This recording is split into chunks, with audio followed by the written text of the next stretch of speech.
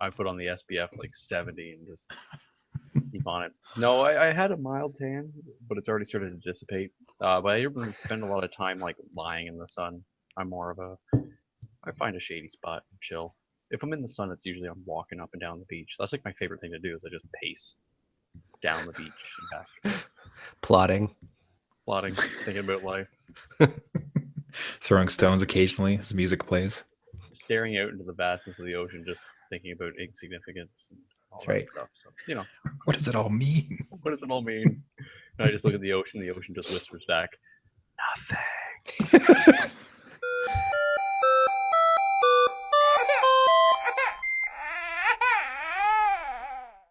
Oh, the adult beverages are poured. The kids are asleep. Welcome to New Dad Gaming, a show about fatherhood, gaming, and new fathers figuring out their gaming lives. My name is Trevor, and I have a 1.5-year-old. My name is Gavin, and I have a like 17-month-old. Yeah, Ooh. yeah. It's that weird like I'm like almost at 1.5. Getting there. Yeah, it's a suffrage right there. I went through it. Yeah. Close. And I'm Jeff. I have an almost 4-year-old and a 6-year-old. Jeez, 4-year-old. It's nuts. Yeah. He's basically a person now. Oh yeah, he's a little person. He has his own thoughts, feelings, wants, needs, demands. And what is that even like? This could be a hard question to ask about. Like, man, I think about that all the time. Like, I'm really anxious and excited to talk to my son because I've had a conversation. You can't have a conversation with him, man. I don't know what he's like. Yeah. Like, I'm so anxious to talk to him. What's that like? If you can try to like juxtapose him as a 1-year-old and now him as a 4-year-old, like, what's it like to talk to him? Is it?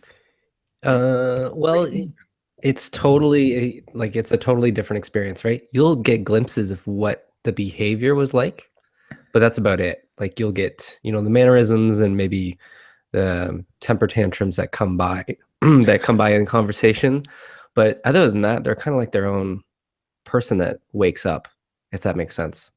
Because kind of like they're interested and they can do more things, and they get with my youngest, he is interested in the older things to do with his brother. So yeah, no, it's a hard thing to explain, but yeah, you can definitely talk to them and kind of figure them out. But they're different than when they were younger. My youngest, when he was a baby, he was crying all the time. He had stomach issues that we found out later, nonstop, like screaming in your ear. So he's not that now. So it's great. I can actually talk to him.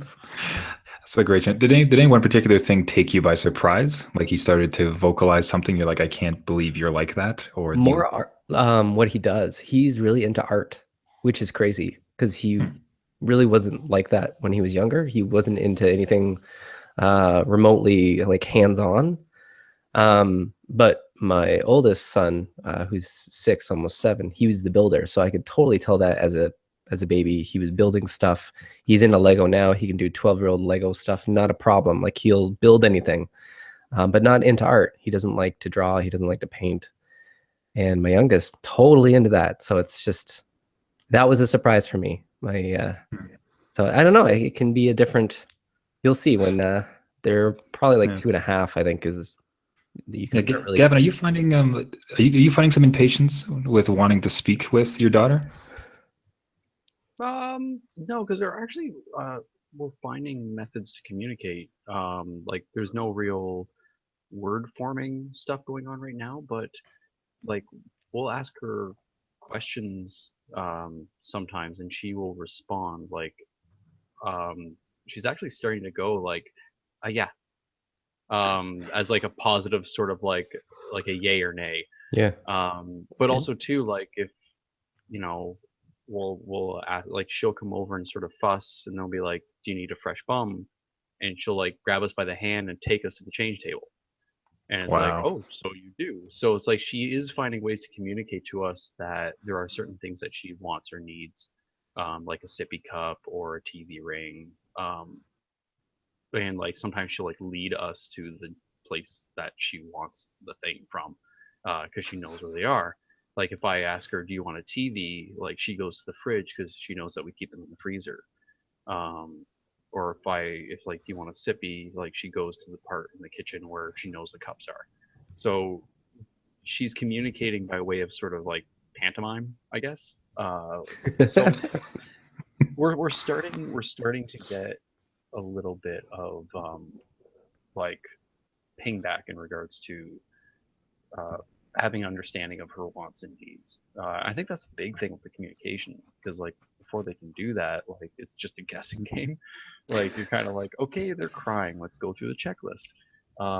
Where now it's a little bit better, a little bit easier to sort of get that bounce back as far as like, okay, is it this or is it this? And now it's, you can sort of ask them and they'll kind of, so that's sort of what I'm getting. But I am looking forward to her just straight up giving me words and dialogue, and I'm more less impatient and just more excited for when she does start to talk, because then there's cool stuff that we get to do. Yeah, It's it's probably the yeah.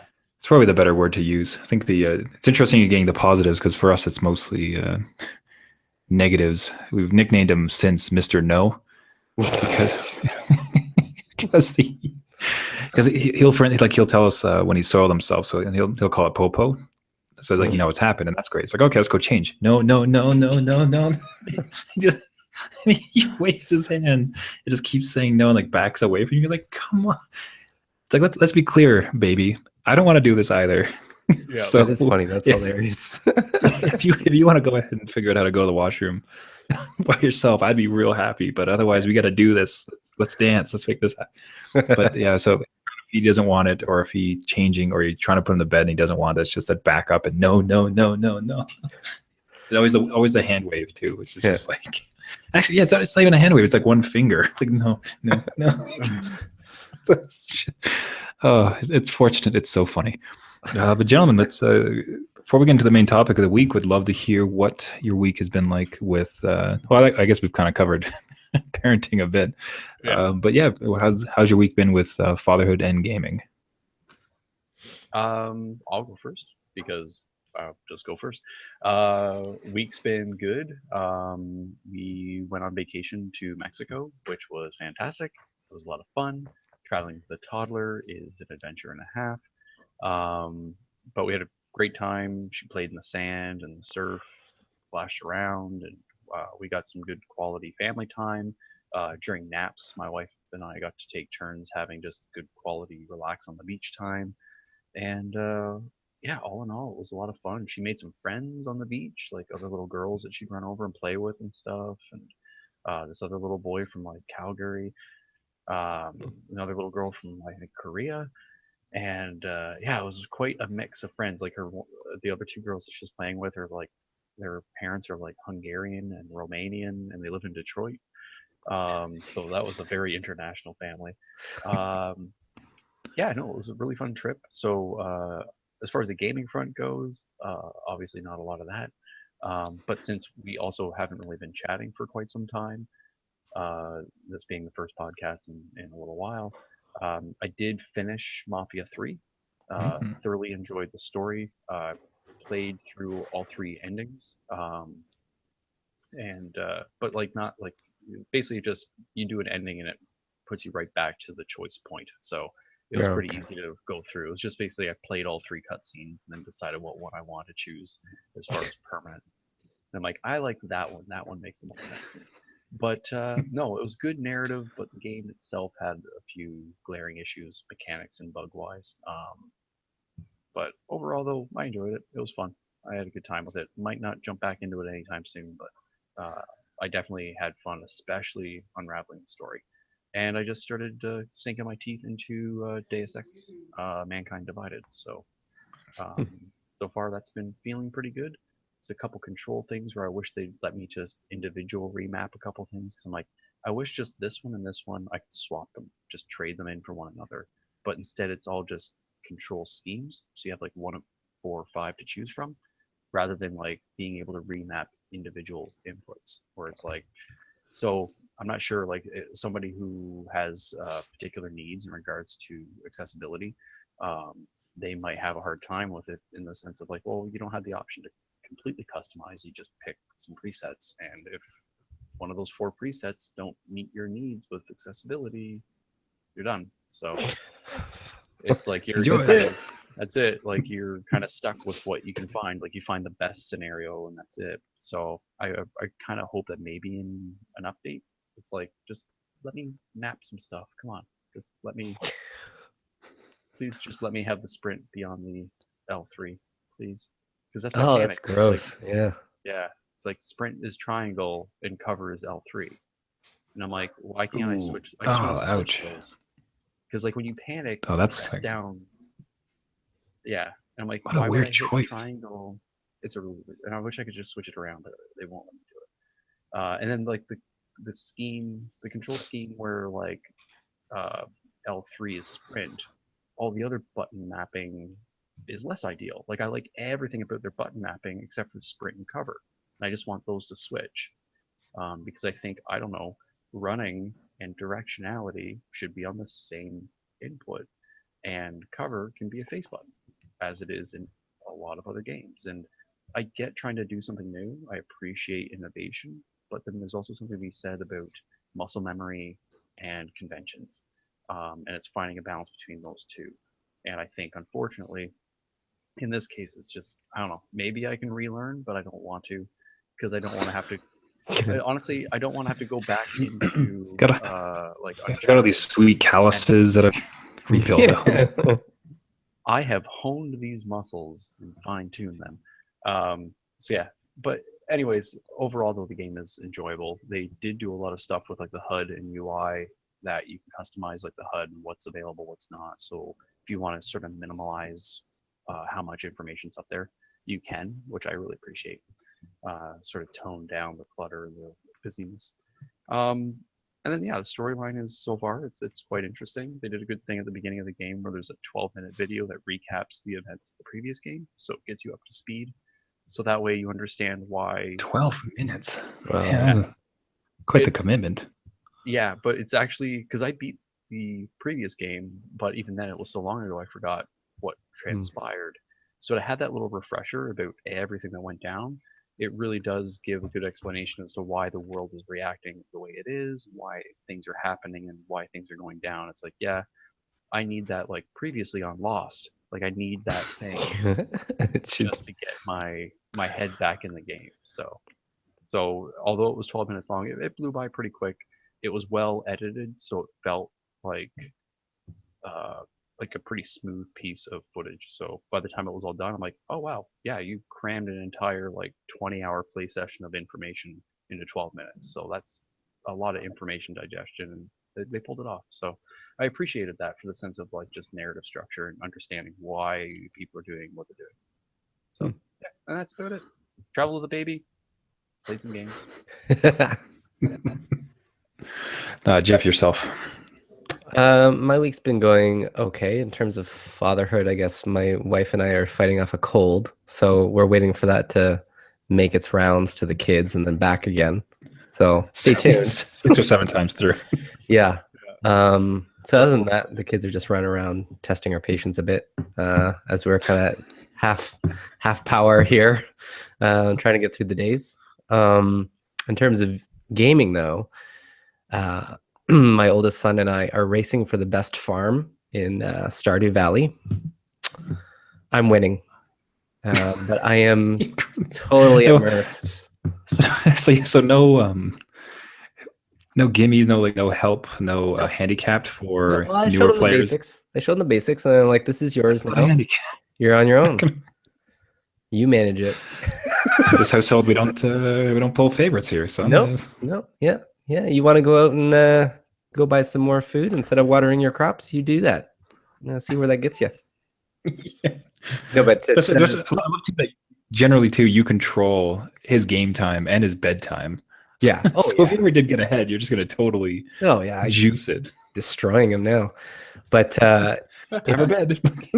Oh, I think you've had enough video games for today. yeah, you're getting too far ahead.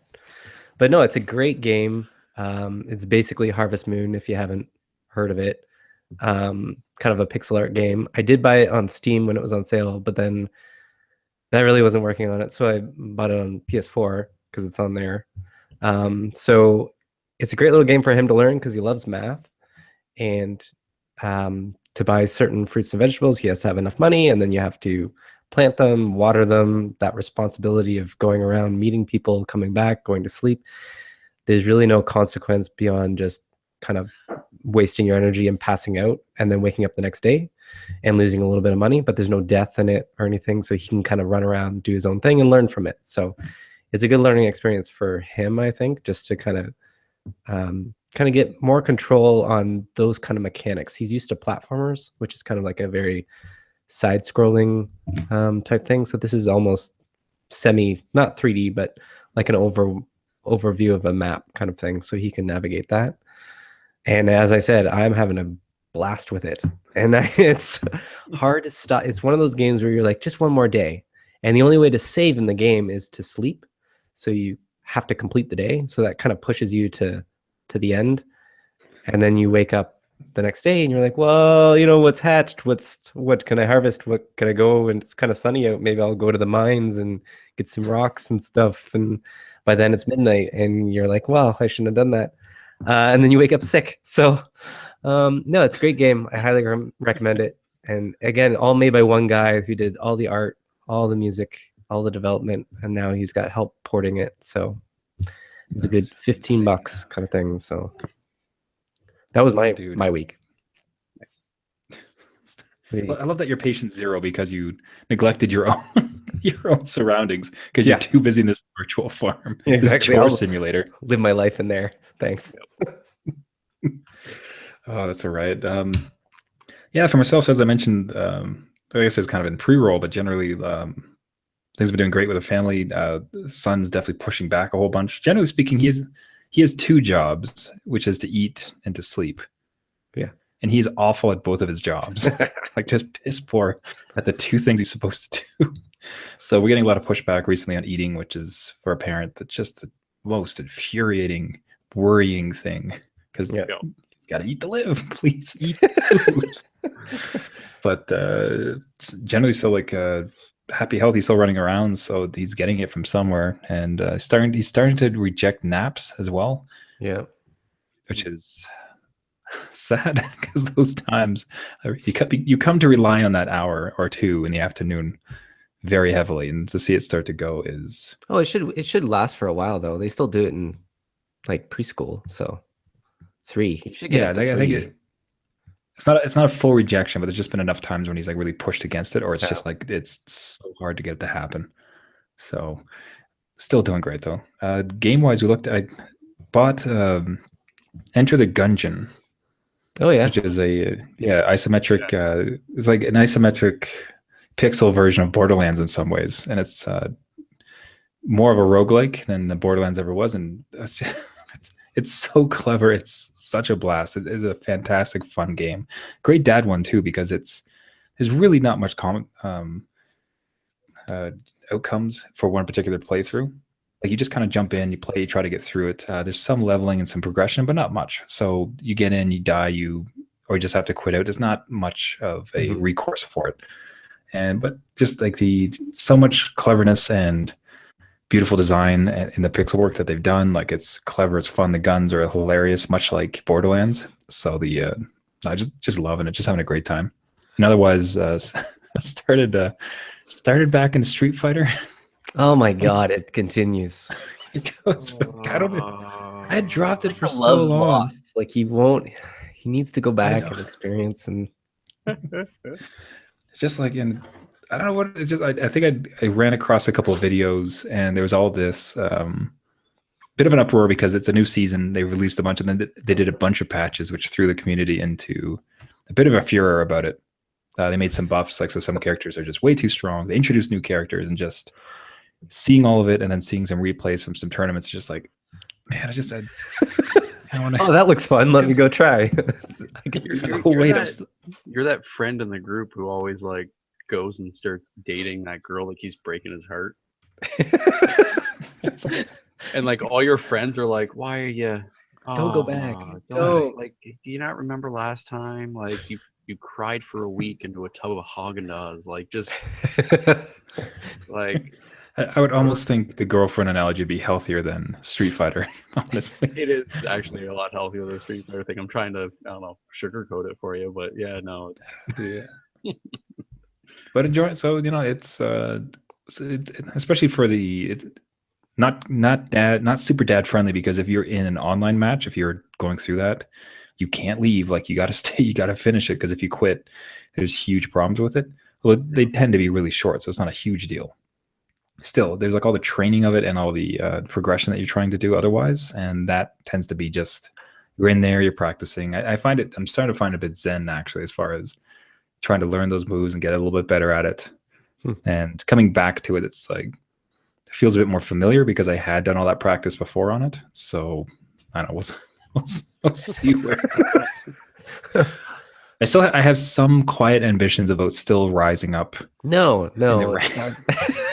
I'm not talking. They have like, it's like you're nothing, and then it's bronze, silver, gold. Blah, blah. If in my life I got to perhaps silver, I think that would be like okay.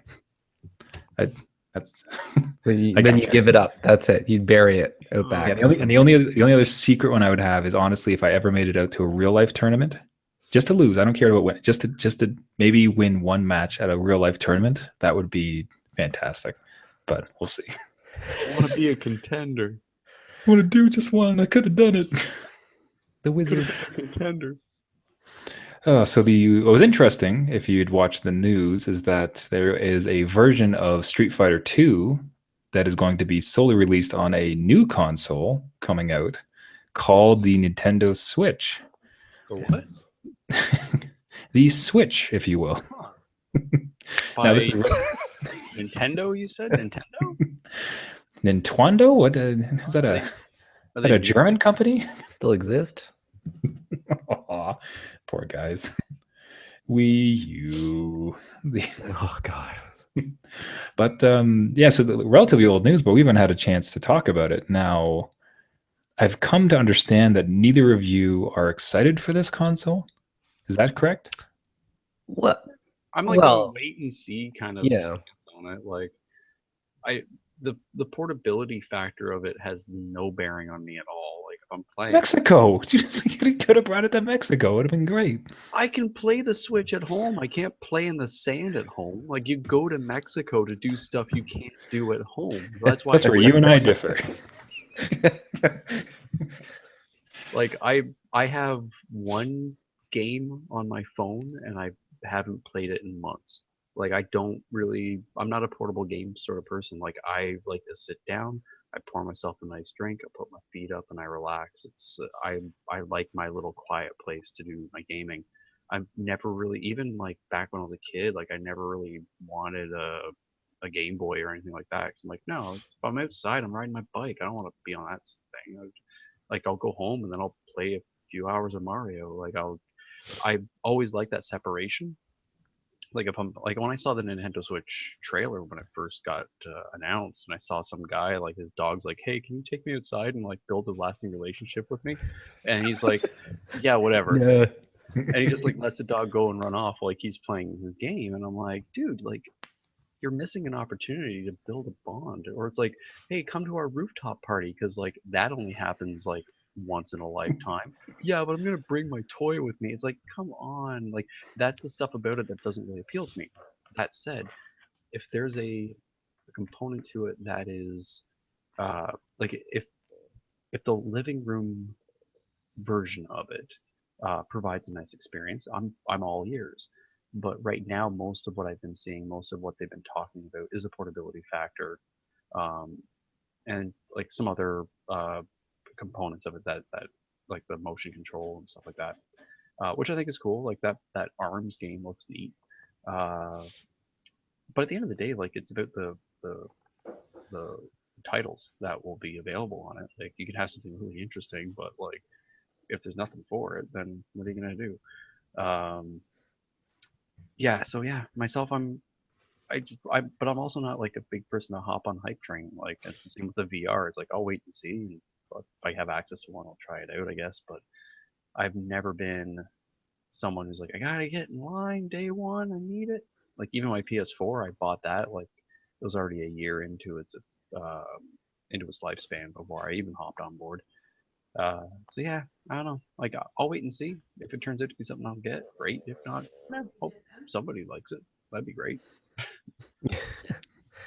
Well, my thoughts, I would say Nintendo's kind of going through like a weird identity crisis. Like before I the went Wii, deep. the Wii when that was a genius console just because it introduced something new. It was cheap. I think the launch price was like 250 and Yeah. it could be a second console, right? So the people that had the PlayStations and the Xboxes could like it was cheap enough to buy a Wii. And it was bundled with a game that taught you the mechanics of the new controllers, right? In a roundabout way. It made it fun, and little did people know they were learning the controls of the Wii. So then you come into the Switch, it's $399 in Canada, which now PS4 and Xbox is $100 cheaper almost. It doesn't come with a game. It has a portability function that the PS4 and Xbox already do, technically. They can remote into either a phone or the Vita or a tablet. The only thing it has really going for it that would pique my interest are the games. So like the Marios, the Zeldas, Splatoon, I'm not so sure about. But they're launching with like very little games, and that was the problem with the Wii U, is they had no support after like the first year, and it lasted what, 4 or 5 years, and then they were out. Yeah. So I think that's another worry. They should have come with their best games like right off the bat saying this is not going to happen. We got Metroid, we got Mario, we got Pokemon, we got whatever, and just like kill people with games. And not only their games, but they need the third-party support as Third well. party, yeah. Because like you're hearing things like Randy Pitchford from Gearbox saying that like they had discussions with the Switch, like with Nintendo about Borderlands 3, and like those negotiations fell apart.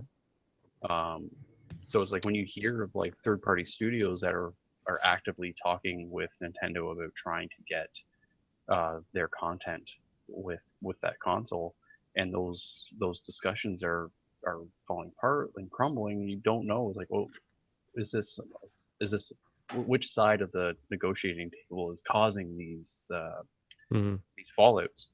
So yeah, it's you could have the most interesting hardware on the planet, but if you don't have anything in regards to software to make that hardware enjoyable, then like you're kind of just got a really really nice decorative element on your mantelpiece. That's about it. Like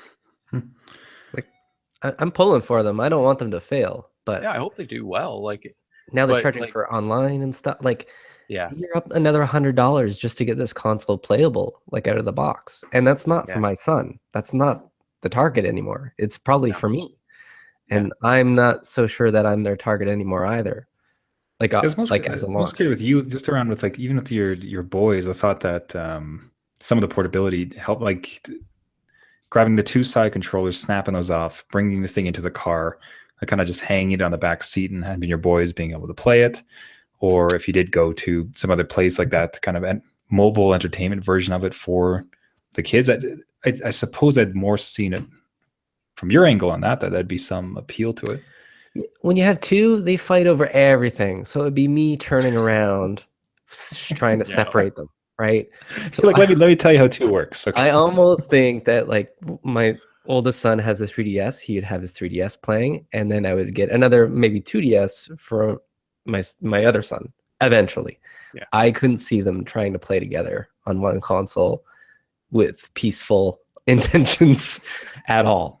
Even if they kept the controllers from flying across in the middle of the car, it's That's just actually it's a really not good working. point too about like the DS and the 3DS and how like the portability factor of that device was quite brilliant because it was very pocket friendly. Where like the Switch, nobody has pockets that big. Nobody's had pockets that big since the 90s.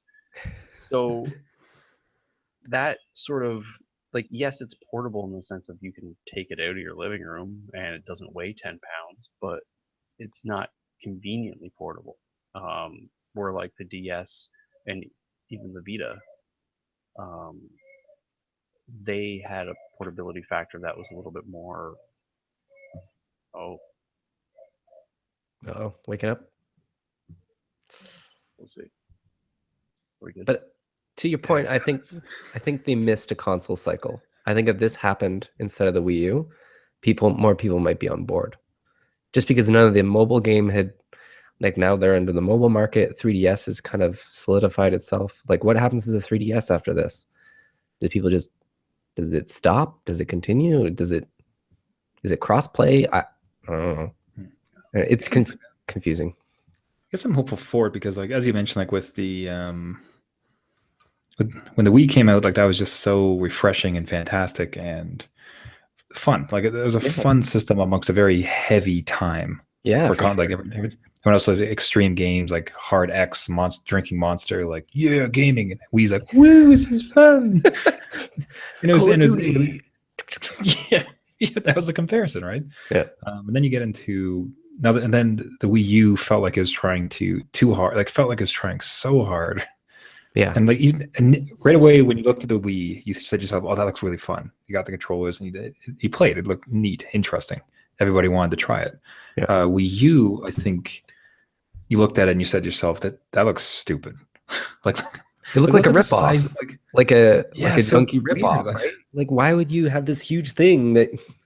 And I can even like you can remember back to the coverage. Like when the Wii came out, there was that positivity around it. When the Wii U came out, it was like, what are you thinking? Like, what is the problem? And now this one, of course, like people are being tepid, but at least it feels like there is this, without going overly casual or overly hardcore, like there's this mechanic to it that could actually serve somewhat, which could be an interesting purpose. And I can speak personally as far as like I tend to be quite mobile with work and everything else. Like I travel a lot and go to various places and people's houses, and it just seems like something that would actually be very interesting to be able to like just off you go. Especially the plane thing was like the thought of plane, like having that full-on experience on a plane would be fantastic if I can get over my phobia of playing games in public. But next episode we well, just I don't know. It's you're in a suit and you're going off to business meetings and you're pulling out like Mario and like it's just like, but whatever. You gotta get past it. But that portability, like to me, still just seems to speak. My problem would be more that like now that I had just gotten into the PlayStation and also with like I had got into the VR. The thought of plunking down another big chunk of cash for something. Like I am out for a while. Like I can't possibly want to spend more on consoles. That's the factor too. Is it's like is the thing that it does uniquely worth the extra investment? Like when the Wii came out, there was nothing else like it, and the thing that made it unique was very fun, very enjoyable, and it had that same allure as VR is having right now, where there's no hardware out there like it. And it even had it more so because there was absolutely nothing like the Wii when it came out. It was just the only game in town when it came to motion control. Mm-hmm. A few years later, everybody else tried to catch up and didn't really do it. I think, and like as you mentioned too, the fun factor, and also the worry-free factor about it. Because it wasn't a very expensive console, people weren't as hesitant to make that investment. And it had that allure factor. So it's like, it's inviting and it was economical. Where here, because there's so much confusion about, well, what exactly is it? Like, what exactly does it do? Like, is it a home console? Is it a portable unit? What will it provide me in regards to entertainment that these other things aren't already providing me? And will there be concessions made because of certain aspects about it? Like the portability factor, is it going to create some issues with graphical fidelity because you can't have dedicated video in the same manner as other, because you have to compress the size of it hardware wise. There's just so many unknowns about it that it's hard to have that enthusiasm, because you can't be enthusiastic about a mystery box. Maybe on The Price is Right, but that's about it. But like, where is there, like with the Wii, it was very kid friendly. Like you could whip those controllers, and they, people whipped them at TV screens, and they came out with wristbands after that. But you could step on those things, and it would not destroy, not crush. It was crush proof. The console itself was pretty much drop proof. This thing is a screen. Truck it was like Tonka truck durability. Yeah, yeah. And like this thing just it feels like something where if your toddler reached for it, you'd have a panic attack because one, it's really expensive to replace, and two, it doesn't look like it could take a flight of stairs. And it should be the test that we should do. yeah, like, and that's the thing is like as soon as something becomes portable and your past base market has been kids, like that thing better be able to take a beating. You know, like the Wiimotes when they first came out, like every single time it was Wiimote versus television set, the Wiimote won. Yeah. Every time.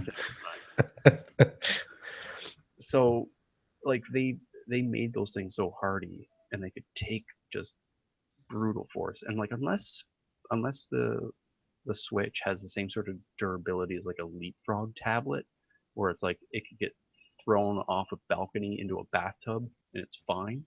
Unless it has that sort of durability that we're just not seeing because we don't understand that it's made out of like, you know, unobtainium. I just don't, yeah, I don't. That's my hesitation too, and like not even in the sense of like my kid playing with it, but just me. It's like I'm gonna put a bunch of money into something I'm gonna chuck into a bag. Like I want to make sure it's gonna survive. Like I get freaked out enough about our camera, and it's not even that special of a camera. So I don't know. Portable electronics always are concerning because so much can go wrong, and that's a lot of money to, you know, put into something like that. Man, Breath of the Wild though. Man, It looks Breath of the awesome. Wild. It looks great. Oh yeah, I So must say. good. it does. It looks, but it's like that becomes a very expensive Zelda game if that's the only Yeah. game you're going for. $400 Zelda game and nothing else. This is my Zelda machine. Yeah, until what? Winter? Until you get Yeah. Mario? And then you're like, yay. Yeah, and that's the Need point it. too. Is like, okay, so many people bought the Wii U and didn't play anything but Wii Sports. But that game itself, like, if somebody spent that much on like a foosball table for their basement, it would still be fine. Like, it's not that big of a deal. But if somebody spent like the Switch's price point on a foosball table in their basement, they better really like foosball. Yeah. So it's that sense of like if it's a dedicated device for one purpose of entertainment, and especially if the games that are drawing people are single player, it even loses that household like you know the families who have a pool table or this or that. It's like here's something that brings our friends together when they come to visit. But if it's solely a self-indulgent activity that's worth 400 plus bucks, and you can only self-indulge for one or two titles, then it's like that. One Might as cool, well get PSVR. yeah. Yeah. One cool part I will add that I did kind of pique my interest again was you could pair them with 8 other docks. So somebody, like everybody, your friends could come over with all of their Switches and they can all play. Nintendo said one cartridge could factor in 8 people playing it. And it's up to the developer or the publisher to say, you know, does each person have to have a game cartridge or can it work off one? So that might be a little bit murky, but if it was one game and you invite all your friends over that have Switches and you play Mario Kart or whatever, that might be kind of cool. So But if you're able to get, and I just quickly ran the math here for the fun of it, if you're able to get $3,200 worth of tech in your home, you Yeah. and 7 of your friends Yeah. could play some Mario Kart together. Yeah. No, yeah. All right. Yeah, that's a good feature. Yeah. It's a really good feature. So it sounds equivalent to what 2 N64s with the 8 controllers. Yeah. Oh yeah, I remember those. I didn't buy the pro ones either. I bought cheap ones. Oh, the worst ones. Yeah, the last guy gets the worst one by far. Anybody that comes over to my house had got the worst ones, and then you're like, "Hey, you suck." Yeah, that seems like the most ludicrous scenario. You and your 8 friends who all own Switches getting into the same room. Well, it better take off, otherwise you won't get that. Yeah. Man, I remember like those selling points to me, a lot of them are very unique scenario, like not very commonplace scenario. The ice cubes in the controllers. Come on. Did you watch the presentation where they put the ice cubes in the controllers and like you could feel the difference? Whoa. Okay. It's like feedback on the Rumble. That's great. Awesome. Get right on that. Oh, jeez. So I say let's a new dad take. I guess we'll have a 1 relatively positive and 2 wait and sees. Yeah, for sure. Good way to score that. At least price drop. Yeah, I would price drop / game selection. Perhaps it'll be curious to follow it up. Let's say for the Christmas season. Yeah, Next upcoming Christmas to see what they do. Mm-hmm. The two factors for me is the price has to go down and the library has to go up. Those are the two sort of components that would probably pique my interest. But it really also comes down to like how viable is it as a living room console? Because portable factor for me isn't a selling point because that's just not how I like to enjoy that medium. It's the same reason I don't have an e-reader. I kind of like the feel of paper on my fingers, so I read books. When you do that, do you have like a corn cob pipe and you just I do. You call them books? I call them books. books. book and my pipe and scotch and Yep. Oh, the learn time. all right, gents, I think with that is a good place to end it off. I'm gonna call it I'm gonna go lukewarm reception to Switch. Yeah. I am hopeful because I do like Nintendo. Yeah. But yeah, I really just want to wait and see. I'm not the hype train can chew along without me. I'll catch up They later. just I just thought they would have done better because Nintendo did manage to bring us a Switchblade to a knife fight, but now we'll see how it goes. Wow. Wow. Stretch. That was Well, everybody, thanks for joining us. Once again, this has been New Dad Gaming. This is a week. Thank you so much for listening. This is a weekly podcast. You can find us on any podcasting service.